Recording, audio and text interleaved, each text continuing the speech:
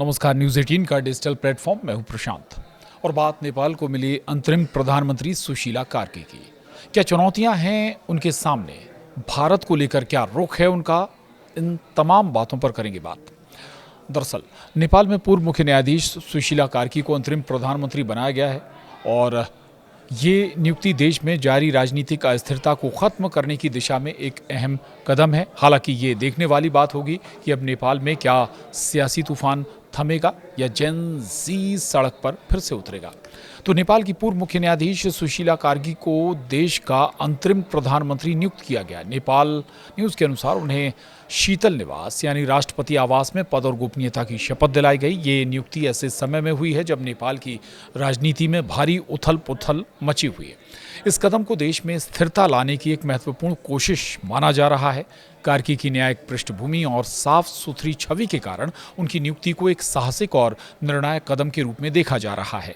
अंतरिम प्रधानमंत्री के रूप में सुशीला कार्की के सामने कई चुनौतियां होंगी, जिसमें देश में राजनीतिक स्थिरता बहाल करना और एक निष्पक्ष माहौल में चुनाव करवाना प्रमुख है।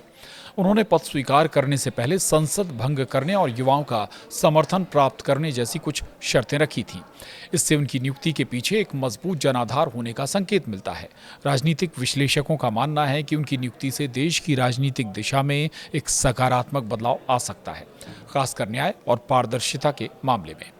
तो नेपाल में सत्ता परिवर्तन का असर भारत पर भी देखा जाएगा। भारत नेपाल रिश्ते हमेशा करीबी रहे हैं। कार्की ने हाल ही में भारत को सबसे भरोसेमंद मित्र बताया था। ऐसे में नई अंतरिम सरकार से भारत के साथ संबंध और मजबूत होने की उम्मीद जताई जा रही है। इतना ही नहीं, सुशीला कार्की ने प्रधानमंत्री मोदी की भी तारीफ की थी। चलिए अब आपको ये भी बताते हैं कि आखिर सुशीला कार्की का भारत से कैसे छात्र जीवन से ही संबंध रहा है। नेपाल में अंतरिम सरकार गठन की प्रक्रिया हो गई है और नेपाल की अंतरिम पीएम के तौर पर सुशीला कार्की शपथ ले चुकी हैं। 73 साल की सुशीला नेपाल की पहली महिला चीफ जस्टिस रह चुकी हैं। अब वो अंतरिम प्रधानमंत्री बन गई। सुशीला ने 1975 में बनारस हिंदू विश्वविद्यालय यानी BHU से पॉलिटिकल साइंस में मास्टर किया और अपनी क्लास में वो टॉपर रहीं। वो अक्सर अपने BHU के दिनों को याद भी करती हैं। सुशीला ने विराटनगर में 1989 से वकालत शुरू की, फिर 2009 में सुप्रीम कोर्ट जज बनी और उनकी पढ़ाई और लीडरशिप BHU यानी बनारस हिंदू विश्वविद्यालय की देन है।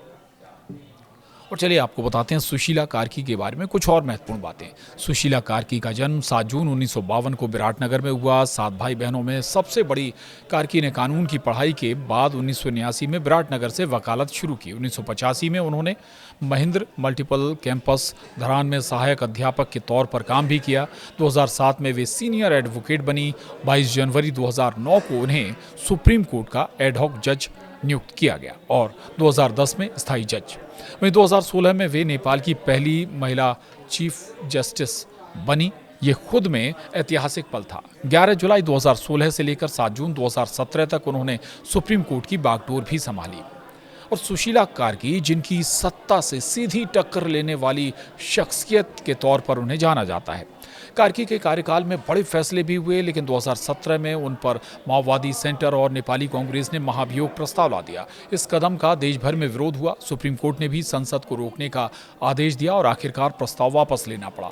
इस प्रकरण ने कार्की को एक ऐसी शख्सियत बना दिया जो दबाव के बावजूद डटी रही। बहरहाल अब चुनौतियां बहुत सारी हैं सुशीला कार्की के सामने, चूंकि वो नेपाल की अंतरिम प्रधानमंत्री बन चुकी हैं। ऐसे में इन चुनौतियों से वो किस हद तक निपट पाएंगी, ये वाकई देखना होगा। नमस्कार।